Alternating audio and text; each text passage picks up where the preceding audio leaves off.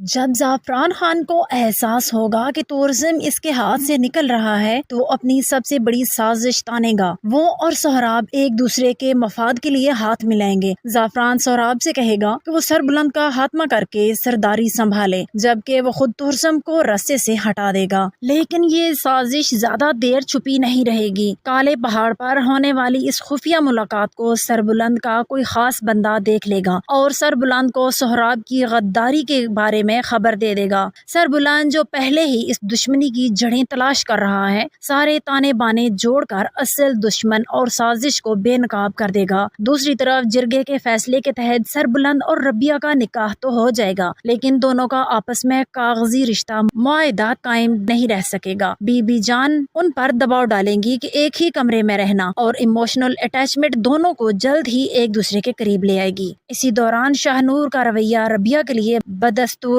تلخ رہے گا، جبکہ شیریں جو سہراب کے سردار بننے اور خود مالکن بننے کے خواب دیکھ رہی ہے، اپنی بڑھتی ہوئی پریشانی اور حمل کی وجہ سے مزید مشکلات میں گھر جائے گی۔ کہانی اب نئے سنسنی خیز موڑ پر پہنچ چکی ہے، جہاں سربلند بغیر کسی جلد بازی کے مکمل تحقیق کے بعد سہراب اور زعفران کا غرور خاک میں ملانے کی تیاری کر رہا ہے۔